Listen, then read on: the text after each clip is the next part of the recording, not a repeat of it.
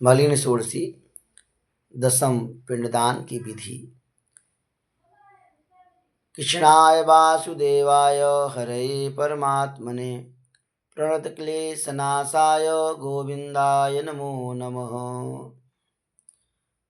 पिंडदान कैसे होगा, उसकी विधि क्या है, हम आप सबको बताने का प्रयास कर रहे हैं। जिस स्थान पर पिंडदान करना है उस स्थान को स्वच्छ और सुरक्षित व्यवस्थित कर लें। आसन लगा करके बैठ जाए और जहाँ भी पिंडदान करना वहाँ दक्षिण दिशा में एक दीपक जला करके रख ले। तिल रख करके उसके ऊपर दीपक रख करके दीपक का सर्वप्रथम पूजन करेंगे। हाथ में पुष्प और तिल लेकर के हाथ जोड़ेंगे। भो दीप देव रूपस्तुम कर्म साक्षी हविनकृत यावत् कर्म समाप्ति स्यात् तावत् त्वं सुस्थिरो भव।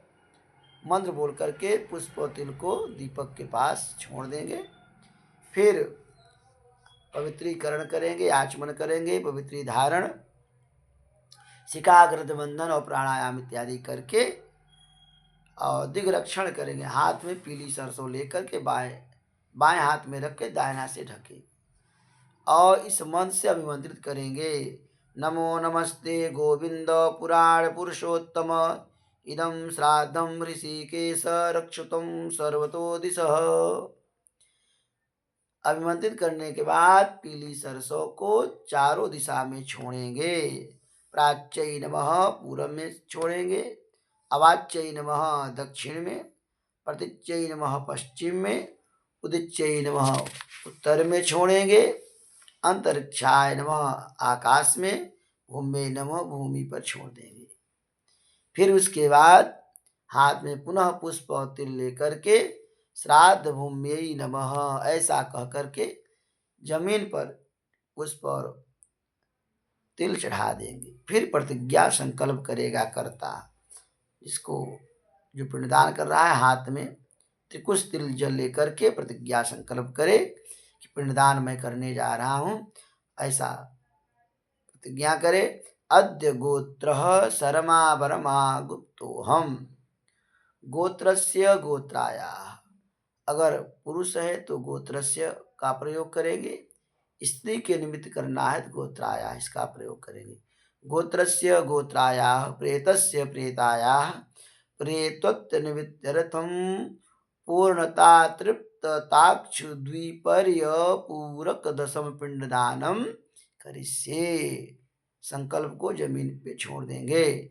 छोड़ने के बाद फिर वहाँ वेदी का निर्माण करेंगे। प्रादेश मात्र की वेदी बनाएंगे। वेदी बना करके वेदी पर थोड़ा जल छिड़क दें और उसके बाद अवनेजन संकल्प करें। एक पात्र में जल डाल लें, पुष्प डालें, गंध और तिल छोड़ दे उसमें। फिर वह पात्र को हाथ में ले, उसको अवनेजन कहते हैं। अवनेजन पात्र को हाथ में लेकर के संकल्प बोलेंगे। अद्य गोत्र गोत्रे प्रेत प्रेते पूर्णता तृप्तताक्षु द्विपर्य पूरक दशम पिंड स्थाने यत्रावने निक्षते मया दीयते तव प्रतिष्ठता। इस तरह से संकल्प बोल करके अवनेजन के जल को वेदी पर आधा जल गिरा देंगे। गिराने के बाद अवनेजन पाद को यथास्थान रखेंगे।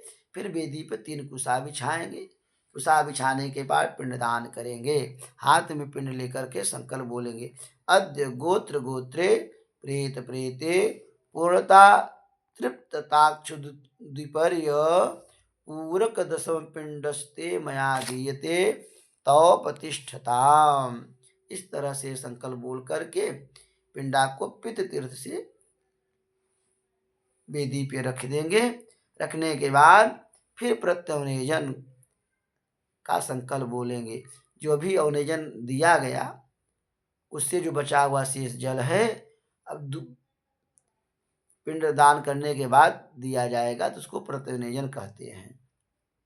पिंडदान के पहले दिया गया था अवनेजन, अब पिंडदान के बाद वही जब जल दिया जाएगा उसको प्रत्यवनेजन कहते हैं। प्रत्यवनेजन का संकल्प। अद्य गोत्र गोत्रे प्रेत प्रेते पूर्णता तृप्तताक्षुद्विपर्य पूरक दशम पिंडे अत्र प्रत्यवने निक्षते मया दीयते तो प्रतिष्ठताम। इस तरह से संकल्प बोल करके प्रत्यवनेजन का जल पिंडा पर चढ़ा देंगे। पूरा जल चढ़ाने के बाद पिंड का पूजन अथो उपचार करेंगे। पूजन करने के बाद अर्चन दान संकल्प। अद्य गोत्र गोत्रे प्रेत प्रेते पुरता तृप्तताक्षुद्विपर्य पूरक दशम पिंडों पर एतान उर्णासूत्र गंधाक्षत पुष्प धूप दीप नैवेद्यो श्रीभृंग राजपत्राणि ते मया दीयन्ते तौ प्रतिष्ठन्ताम। इस तरह से संकल्प बोल करके संकल्प को पिंडा के पास छोड़ देंगे। फिर तिल तोयांजलि देंगे। 10 दोना में तिल और जल भर करके रख देंगे। एक पात्र को लेकर के हाथ में संकल्प बोलेंगे। अद्य गोत्र गोत्रे प्रेत प्रेते पूर्णता तृप्तताक्षुद्विपर्य पूरक दशम पिंडोपरि एते 10 तिल तोयांजलस्ते मया दीयन्ते तो प्रतिष्ठन्ताम। संकल्प बोल करके अब जो जल है तिल तोय जल पिंडा पे चढ़ा देंगे। 10 दोना, दोना में लेकर संकल्प करेंगे जिस पात्र में, उस पूरे 10 दोना का जल पिंडा पे चढ़ा देंगे। या एक पिंडा या एक धी पात्र है, एक पात्र से 10 बार चढ़ाए या 10 दोना में जल भर के रख दे और 10 को फिर संकल्प करके चढ़ा दें। चढ़ाने के बाद फिर वही 10 दोना में तिल और जल भर करके रख दे पिंडा के पास में। उसको तिल तोय पुड़ पात्र कहते हैं। तिल तोय पुड़ पात्र दान संकल्प। अद्य गोत्र गोत्रे प्रेत प्रेते पूर्णता तृप्तताक्षुद्विपर्य पूरक दशम पिंड समीपे एतान 10 तिल तोय पूर्ण पात्राणि ते मया दीयन्ते तो प्रतिष्ठन्ताम। इस तरह से संकल्प बोल करके पूर्ण पात्र का दान करें। फिर वहीं पे एक पत्ता रख दें, पत्ता पर पुष्प रख दें। इदम माल्यम परिधेय ऐसा बोले। फिर वही जल भर के रख दें किसी पात्र में।